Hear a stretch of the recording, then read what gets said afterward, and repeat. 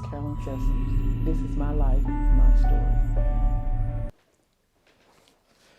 Hello, how you doing today? I'm fine. How are you? All right, all right. I want to thank you for coming in and telling your story today. This story is it made major news at the time that it happened.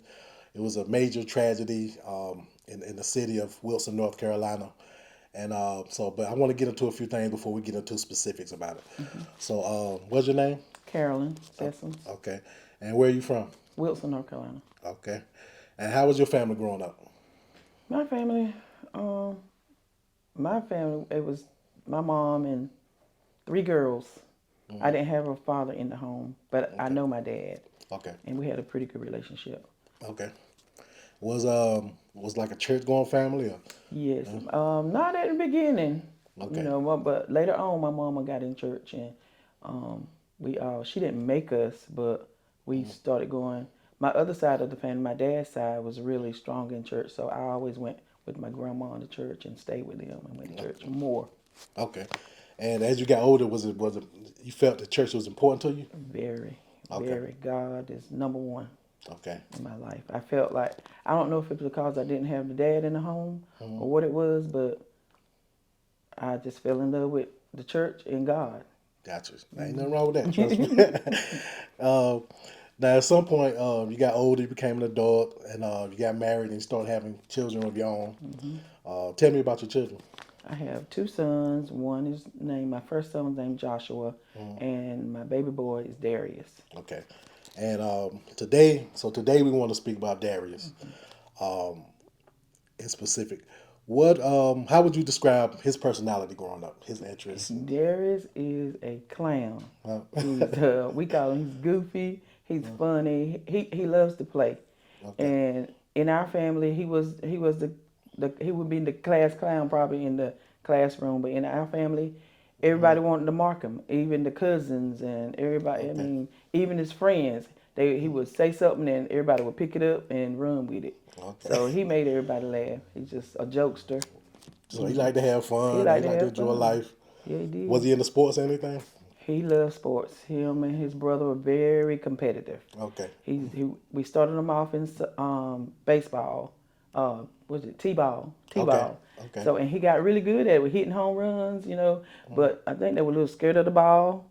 But so they stuck with. Then he tried for football. That Okay. was not his thing. That was his brother's thing. And I told him you don't have to do everything your brother do. Yeah. So he didn't play football anymore until middle school. Okay. But basketball were their sport.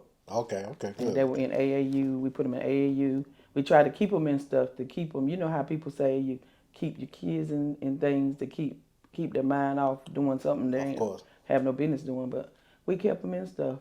Okay. So So he just had a regular childhood, just yeah. growing up and having Mhm. fun Mhm. and would you say so? Being that church was important to you, I'm assuming that you had him in the church and I know Yeah. he probably didn't want to go every Sunday, but I don't know, but but I'm assuming that it was important to you. Yes. You put that on him a little bit, Yes, to at we least go to did. We church. Okay, did. His dad and me. I'm a minister. His dad's the deacon, okay, and they went to church when we went to church. And okay, as our neighbors would say, they would say, "We remember seeing them growing up, and y'all had them on suits and take them to church." And they went to church now. I had to mhm, go too when my mama really got into it. yeah, I had to go, so they had to go. Sunday school, gotcha. afternoon, church all day. I know how it is. My family had me too. I had my suit on too. Trust me. Now, as he started to get a little older, did he face any troubles or anything in school or socially? He did. I think his troubles came in when you know how teenagers, they say Yeah. teenagers like they change, Oh their yeah. hormones Oh yeah, they do. Yeah. and friends. I think the peers influenced him. So in middle school, I think he got in a little something with going over to a friend's house and something about a house that was vacant. But Okay. they got in trouble with that. But he came out. Everything was fine. Okay. But then when he got in high school, I would say. I think the weed started with weed and Okay. different kids.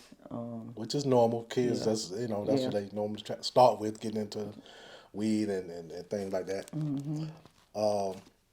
But at that time, it probably wasn't an issue. You didn't see it as an issue or nothing. No, Or you might not even know. 'Cause when we would talk to him about anything happening in the family, because everybody have something happens in the family with somebody else's child. We didn't bash nobody else's child. I don't talk about nobody's child, because you don't never. My mama always taught me, don't never say what your child will do or will not do. Yeah. And I found that to be true. Never have, and I don't talk about other people's children. I just say we just try to talk to them when something happens. That you see what happened, and we try to stir away from it. Try to keep from this happening to you. But sometimes they listen, sometimes they don't. Yeah, yeah. And They got their own mind. yeah, and at that age, a lot of kids, friends, their peers influence them more than we do, Yes, because they're yes. around them more More. all day in school and that type of thing. So sometimes the peers have a good influence. Yes. But you did instill that church into him, so that was a good thing early. But he did. Did he graduate high school? He did. He graduated high school. He got in trouble at one high school. Okay. I work in another county. I live in Wilson, but I work in Nash County. Okay. And I always took them to school with me and dropped them off that way. Okay. So when he got in trouble with weed at school. Okay. And when he did, he couldn't go to that school anymore. He had to wait a whole year and then go to a school in Wilson. Okay. So he promised his grandmother, my mom, because she had all her grandchildren on a mantle, their picture. And she said, I want your picture sitting up here. And he promised her that day that he would graduate and get her picture sitting up there. And he did. He did. But he had weed, he got caught, but he was never a violent person, you would say. No. Yeah, okay. No, he would. I mean, he skipped school. He got in trouble. Weed or whatever they in school. The police, somebody would call me and say, I saw your son. The police had got him, and we went, to get him out, and talked with them about it. But he did what he wanted to do. Yeah. But he wasn't fighting a lot of people every day and nothing. They were just... Darius was not a. He's not a.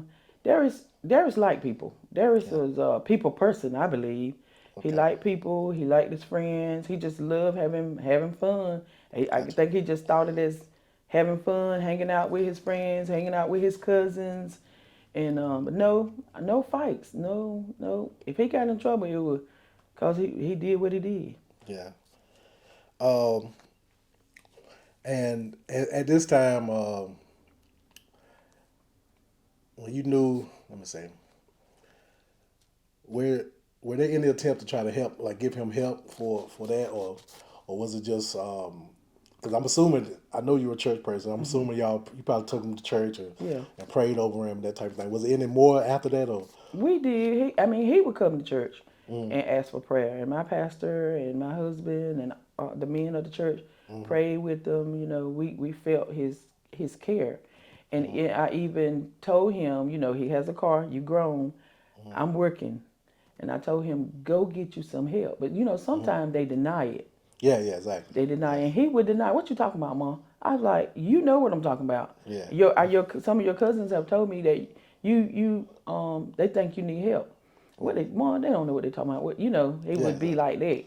I was like, but Darius, I'm serious. Get you some help. And he attempted to go get help. I think he went to 3 different places. And I said, but are you telling them what's wrong with you? And that's one thing I would say to parents. I mean, I wish now that I would have took off work and took him somewhere to get him help. Because he said he went some places. But I said, you just making bills. Yeah. You're not telling them what's really wrong. I Gotcha. don't know if he really knew what was really wrong with him. Yeah. But I guess he just felt like he was just doing. He said it's called a herb. That's what he would say. So I'm like, it's just it's just a herb, Mom. But I think he got. But his daddy told him one day. He said, "You start out with this weed y'all talking about." He said, "But son, don't you know that this leads to other stuff?" And exactly. I don't think he took my husband serious. Because anyway. And And at this time, he's real young, maybe Yeah. they're real young. Hmm. Now, were there any other significant events or challenges that happened in his life? Like anything happened with his friend or family? Yeah. He had a real close friend from elementary, from elementary school, because I'm a teacher, Mm, and I watched them grow up together. And this friend in 2016, this friend got killed, mm. and somebody just threw his body in his mom's yard. Wow. And Darius was with his girlfriend, and she was pregnant with his son, his first Okay. son. Mm, And his friend had called him one night, but he mm, was at the hospital, and he told him where he was, and he said that the call dropped, so he didn't really get to talk to him like he wanted to, mm. but he knew something was going on. But he was telling him where he was, and then that next morning, his friend was gone, best friend, Wow. because this young man stayed with us all the time, Mm, and Darius would go spend the night with him, and and as my sons would tell you, he probably the only person that could spend the night at our house doing a school night, yeah. because I could take him to school. Gotcha. So and then he could go to school. He could spend the night because he could go to school with him the next day because we were all at the Gotcha. same school. And Darius went into a deep, I think, a depression state. Mm, And we would talk to him about it, mm, and he act like he was all right, but he for a while mm. he was What year took was a this? This was So, 2016, okay. 2017. Okay. Um, then his brother got in trouble. Brother never been in any trouble at all Okay. before. Darius was always the one doing stuff, Have a look. Yeah. and it kind of, I think he kind of hurt him. Yeah. Real, I think it really brought him into a depressed moment. And then the pandemic hit. Yeah. Yeah. He really went down because he had got him a job. It was hard to get jobs. He Mm, would work at different restaurants, mm. but then a friend told him about a job. I think the job was you follow behind the big trucks, Yeah. when they're moving a modular home or something. Yeah. And I think he liked it because he was traveling. Gotcha. And but when Mm, the pandemic hit and he couldn't yeah. find a job, I mean, I saw him crying. We Yeah. would talk with him. We would pray with him. Mm-hmm. He act like he was fine. He would come to church, and he would come to church a lot. And he even one Sunday he even came to church with a whole bunch of boys. He brought his Mm, friends to church with him. mm. And we would thought, oh my, all Yeah. right, Darius. That Yeah. was something really. We were very proud of him. Yes. Um, and in between this time, because his friend had passed away, his brother got in trouble. He probably maybe felt alone, and he went into a depressed state. Do you think that drove him to do more drugs? I I do believe so. Mm, But one thing about Darius, I mean, you know how boys is, they smoke it and they come around you, and I was like, boy, I can't stand that smell. yeah. I can't. I couldn't. It would give me a headache. I said, you need to stop that. Mom, it ain't nothing but so and so. I said, that's a foul smell right there. That's got to Yeah. be something else. Yeah. And we would tell him, and Mm, he was like, Mom, he would just laugh at me. You don't know what you're talking about, Mom. yeah. But I knew it was something different. But he would not come home. He would come home late, and when he come home, he would let's just go to his room, or take a shower and go to bed, or Mm, whatever. But he never brought really trouble home. gotcha. He just come home and eat up whatever is in the house, or eat Mm. whatever I probably was trying to save for me to take to work. That's just who he was. But he would always spend time with his sons, and Mm. they would be there. So So up until this time, though, he really hadn't had nothing violent happen, or him doing anything violent or anything no, to anyone. Okay. Okay. So let's speak about the day of August the 9th, 2020. And we spoke about him losing his friend, his best friend. His brother may be in trouble, and him not being able to find a job, and him being depressed and that type of thing. This particular day, something tragic happened. It was involved in a 5-year-old child being killed. Something that nobody expected, nobody wants, and it's just something that's just very tragic. And we wanted to speak a little bit about Darius on this particular day because some people try to make this out to be something as to what it's not, which is about race and that type of thing. And even though it's tragic, we still want him to be able to say, okay, or you to explain just a little bit but more about what happened so people know exactly. And you don't have to go into detail, just what you know, and speak on his behalf. Now, how did the day get started with that? Did you see him Okay. early? Yeah, that morning, it was my pastor's anniversary. So I got up and was getting ready for church. Darius was in his bed asleep with his son. Okay. They were asleep, and I went in there and I told him before I left, I said, I'm getting ready to go to church, but I'll be back. Tony is in here, he's in the bed. Okay. So don't you just get up and leave, and because he had got in the bed with us. Okay. But his dad was going to work. He had to work that day. Okay. And I told him, I said, your son is in the other room, so don't just get up and leave because he's in there asleep. And so, and I left. So after church, we get out about 12:30, about 1 o'clock. I'm back at home, I think, by that time. Okay. And I went inside, and Tony was looking out the window because he was on his daddy's phone. And he, I came, because I locked the door, so I knew Darius must have been up because the door was, because I told him to come open the door for me. But when I got up there, the door was unlocked. So Okay. so he must have already been up and out or something, or talking to somebody. I don't know. But I went in there and my grandson said, Mama, I'm hungry. So, I made us something to eat, and I made, Darius was still in the bed, I made Darius something to eat, and I just put it in the microwave. And then Tony wanted to go back and look at TV that day. So me and him went back, and we done ate. So, you get kind of sleepy after you eat. Oh, yeah. So Most me and definitely. him went back, and I turned the cartoons, and we watched cartoons. So Darius came in, and he grabbed a water, and then I said, I made you something to eat in the microwave. So he went and got the food in the microwave, and he left and took it with him. Okay. So he was fine. So that little time right there, what kind of mood would you say he was in?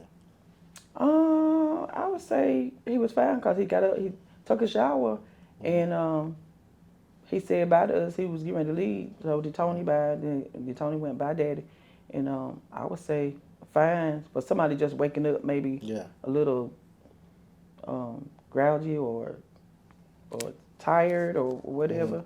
Because I don't know what time. I can't remember what time he came in the night before. Okay. But to me, he was fine. Okay. Because he got to grab the water, and then he got his food, and he left. He didn't say where he was going. I ain't even asked. Cause, Okay. But and while I'm asking you this, because I want people to recognize his where he was at that time of the day. He was in a normal state of mind. It was just a regular day to him. Seeing his son, seeing his mom, getting some food, and that's how his day started.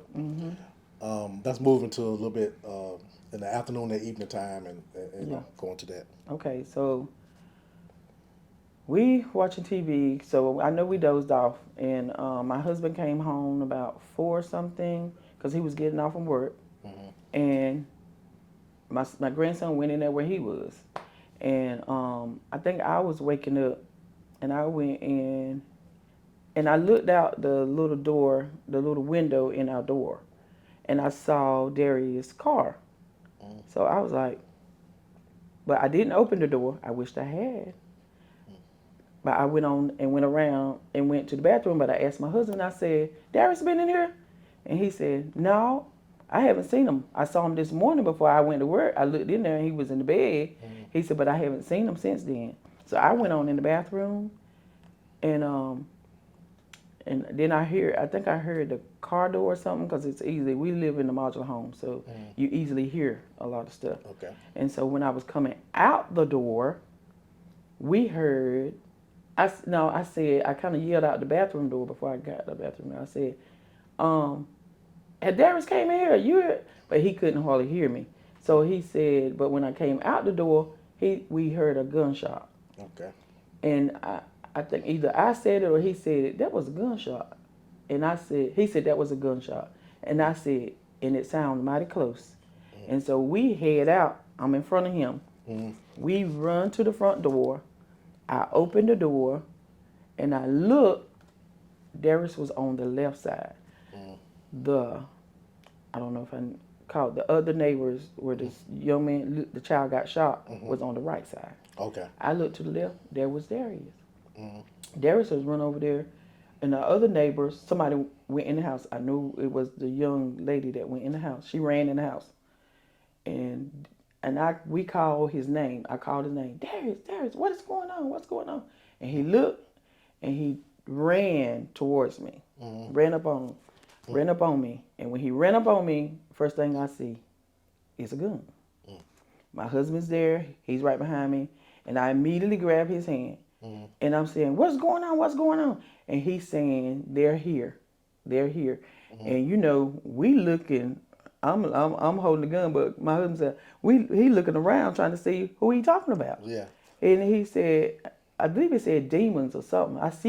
He see demons. And he's saying they're here. They're here. And we're like, who did I'm trying to get him to let go the gun, and he's not responding. He's saying they here. You got to do what they say. Do what they say. And he started saying inappropriate things, telling me to do something to my husband. Yeah. And if I don't do it, they're gonna kill me. They go and in my mind, then I don't see nobody, so it's you.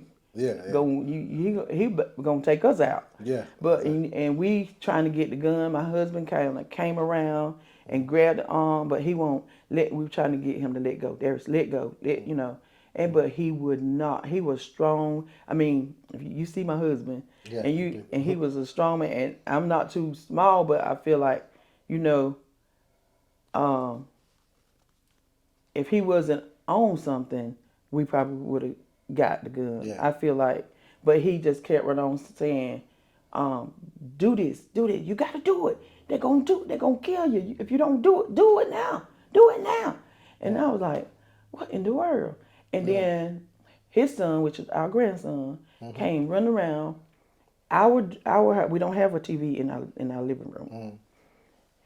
He was moving, probably like I'm thinking, like that little boy was moving on his bicycle, and Darius didn't know what it was. And I think that's why what happened to him happened to him. But when he saw our grandson moving, he said, there they are. They're going to kill you. They're going to kill you. And he got even rough with us, trying to keep that gun. And I'm yelling at my grandson, telling him to run in our room, go to our bedroom, go. I was saying, go, run. And I think he did. I don't even know what happened next. All I know, my husband said, I think he called on the name of the Lord. And we believe in God. He started calling on Jesus. And I know for a fact, if anything happening, even on the road, when about 5 deers coming across, I call on the name of Jesus. And we got through them deers and they moved on. He called on the name of Jesus.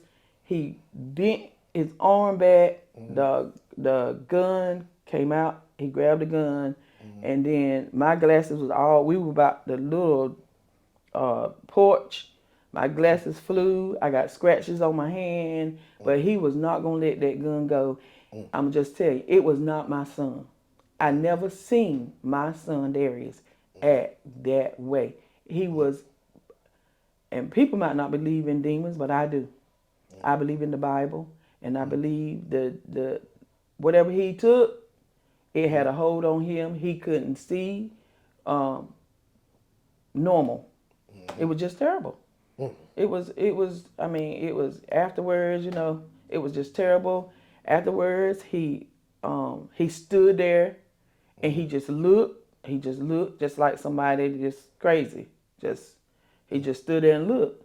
And then he went to his car and he started throwing stuff out. Paraphernalia. And I didn't see it, but my husband said he threw everything out of that car, out of that car. Anybody, and I said to myself, anybody in their right mind, drugs, they're gonna throw it out the car, in the yard. I don't know what he was looking for, and we didn't want no more trouble. We was just like I was just hoping he had nothing else, another gun. We don't know where he got the gun from. Yeah. It wasn't nothing. We don't have guns, and I don't know where he got it from. It was a tough day. And and like we spoke of earlier, he didn't have a history of violence. He just maybe had to smoke some weed with friends, and he was in a depressed state, so he made it try some weed, maybe try something a little different. But you knew at that particular time that that wasn't who he was. No, that's not Darius. Did you happen to see the young boy at that time? I did. My husband did. I think I Okay. went into a shock mode after that because Darius was doing what he was doing, and we walked over to the neighbors, and I was saying, "Did nobody get hurt? Did it?" I didn't see.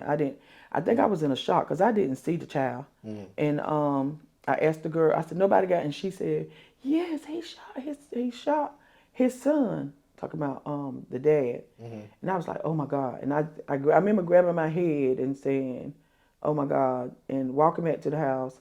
And I don't know if my grandson gave me the phone, but I ended up with the phone, and I dialed 911. I know somebody else had dialed, but I dialed 911, and I was in a state that I was crying and trying to talk to 911, and my grandson kept saying, "Don't cry, mama. Don't cry, mama. Don't cry." And I think he was like 4. Was it 4 or 5? Three. He was saying, "Don't cry, my mama. Mama, stop crying. Mama, stop crying." And I couldn't help but cry. I just cried, and I was trying to talk to the woman on 911, and I was saying where, because I heard somebody say, "Where is the ambulance?" And I think it was the dad. Where are they? Where are they? And I was like, "Why aren't y'all here? Why aren't y'all here?" And I mean, I was just crying, and my grandson kept saying, "Stop crying, mama," because I was upsetting him. Yeah. So, but my husband saw that, the dad holding the boy, and it was just. But no, we are not racist people. Darius is not racist. He had invited Darius over the day before. But for some reason, I had Darius' keys. I went to get my hair fixed, and I had Darius' keys to the car. And I think back now, like if I wouldn't have had his keys, maybe he would have been gone and wouldn't have went over there. I don't know what happened, why they were over there. And I saw the news where he was talking about Darius was sitting in the car the day before, and he invited Darius over, and he said Darius kind of sounded paranoid, like. So I said, well, he knew something wrong with Darius. So we don't know what happened. We don't know what transpired with him and Darius that Saturday. So But this is the next door neighbor. So this is someone that he saw, whether it was a relationship or not. He saw the little boy. He knew him. Yeah, he did. So if he wanted to harm him, he could have harmed him before. Right. So it wasn't that he just looked at him and, hey, this is a white boy that I'm going to kill or nothing. No. This was just his neighbor. It just happened to be. Neighbors, and they went to school together. Okay. The neighbor, the little boy's dad went to school with my oldest son, but he knew Darius. Okay. And they invited them over when they have something, parties or something. So he's been over there. They know him. They know each other. Okay. Yeah. Gotcha. And the mom has allowed me to give them I'm gonna say Girl Scout cookies, because that's what I gave them. They're playing outside, and you know what I'm saying. And we talked. Me and the dad have talked several times, and no, we're not prejudiced, and it was not racist. And I've actually read that they themselves, the Hennett family, actually said that it wasn't about race. That's just what I read, and the stuff that every article I read, right. that's what they said. They said it wasn't about race. I'm sure they knew it was something else going on. Yeah, exactly. Now after this, I can imagine this will put a toll on your family emotionally. Yeah. What would you say helped you get through that process of My church, my pastors, God, God, my church, my pastor, having faith in God, knowing that the word tells us, we're not exempt from trials and tribulations. Nobody is. I know that, I would have never thought this would have happened to our family, but I know some things come in some families, and nobody knows what's going to happen in your family. Nobody. I mean, it could happen to anybody. 'Cause I'm the first to say I would never thought this would happen in my family. We are we believe in the Bible from Genesis to Revelation. We believe in God, and we put God first in all things. I mean, we go to church every Sunday, and we walk by faith and not by sight. And just because this had happened to us, we didn't lose our faith. We stayed in the church. We stayed going to the church. We didn't lack, because I knew if I was going to get over this, it has to be the power of the word. The power of the word. That's what I would say. Okay, so eventually Darius, I read that he took a plea deal, and they sentenced him to life in prison. How is he doing today? He hanging in there. Some days are harder than others, but we talked to him about God, and we tried to tell him to stay in the Word. And we know you're a bunch of. He said, "Mom, you don't understand all this, all these men around here." And he talked to his daddy, and he says there's some songs that we listen to, the whinings, commission. He said sometimes those songs come back to him and my other son, and it lifts them up, and they're so grateful that that we had that background. They had that background that helped them. It helps them to get through some days. Okay, well that's good that he's doing. He's recognizing today the music helping him get through. 'Cause that's a life sentence. Yeah, And that he's trying to have at least good spirits where he at. yeah, I understand though that he has some things that he might want to say personally, and you have something to read, and I just want to keep time to read that. yes. We did a community march, to make people aware of the drugs and the substance that's out here. Okay. And I asked Darius, and I asked him, because I knew I was going to talk to you, and I asked him what would he like to say, anything. And he said,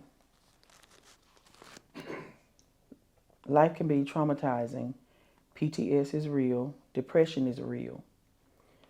Pain from loss is real. Fighting your demons is real. Mental illness issues are real. Paranormal can take a toll on your mind. Drugs don't make any of this better. It only makes it worse. I know from experience. Darius Sessoms. Self-love, he said. Love yourself. Pray. Seek help before it's too late. There are people out here who actually care. The decision you make affect you and everyone else around you who loves you. And he said, this could happen to you if you keep doing drugs.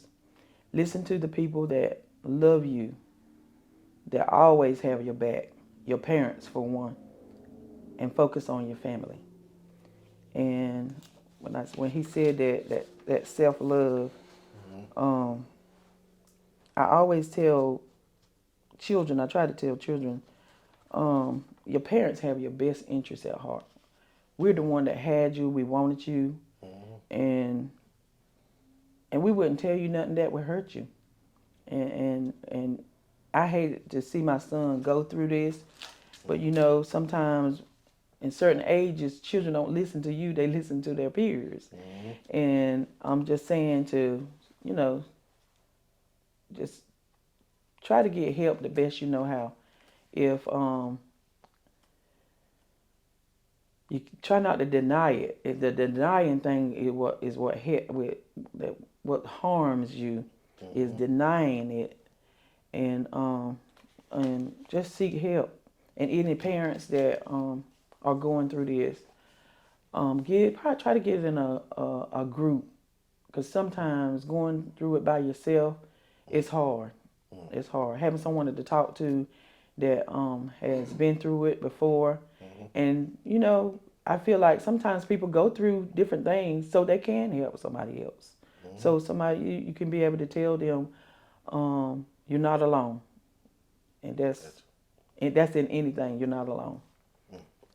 And I understand that you yourself, you're in a nonprofit called Moms on a Mission. Tell me a little bit about what you guys do.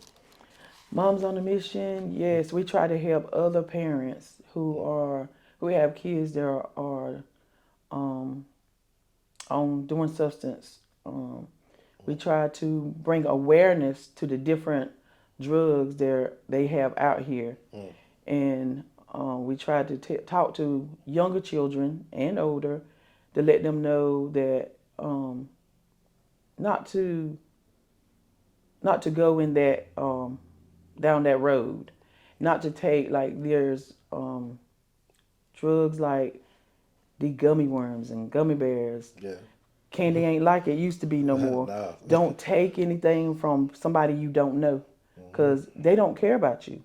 Your Exactly. parents, your family's supposed to care about you. They wouldn't, if somebody care about you, they're not going to give you anything that's going to harm you. So Exactly. we're trying to make awareness. We're trying to let people know and to talk to your children. Talk to them. And maybe, I mean, some kids won't talk to you, but we're hoping that we bring a lot of awareness on all these different drugs and all these different things kids are using, and that somebody can be helped. And as they say, if you can help one, you save somebody. So we're just starting, but we're hoping that we make a difference as moms. And this started because of Katina and Patricia. We call her Trick. And Alicia's mom Alicia went through. She didn't take anything, but her mom.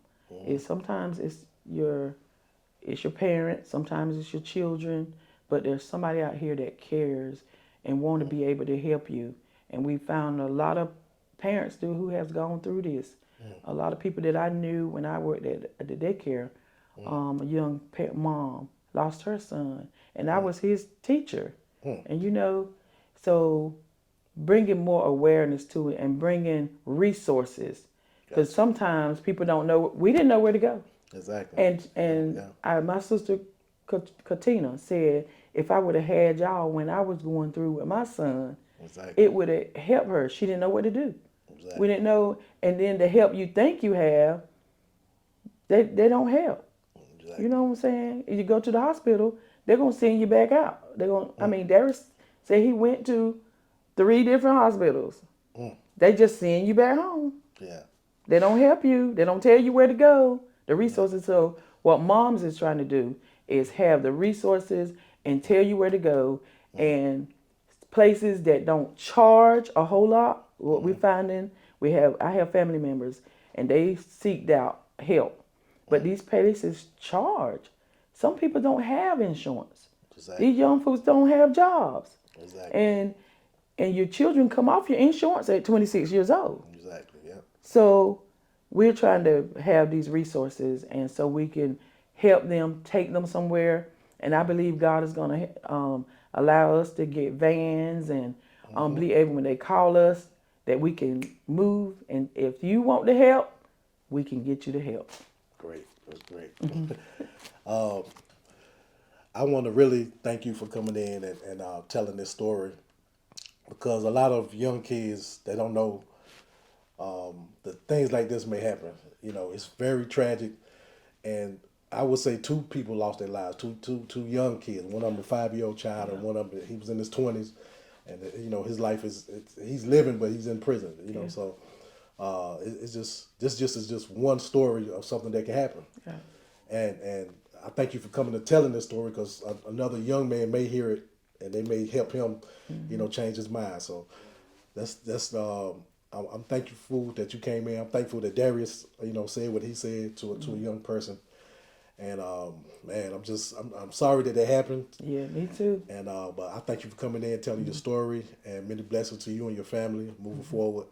And thank you for everything. Thank you. I appreciate you, and thank you for allowing me to tell the story, because I know it's about over, but it was hard for me to, because I work with 4 and 5-year-olds, 3, 4 and 5-year-olds at sometimes, and when this happened, people were saying I won't end the limelight. I didn't put myself out there, and it's because I felt like this woman lost her child, Yeah. Yeah. a baby.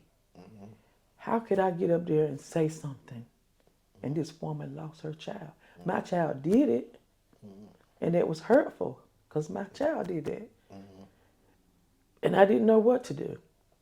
But I know God is with us, and God has taken care of us, and God is continuing to take care of us. And the thing about those drugs, Darius did not remember that he took that child's life. That hurts the most. He don't know. He didn't know. He had asked, what happened, Mom? And you know, by him being in prison, I didn't want to really tell him. But I did tell him what I believe.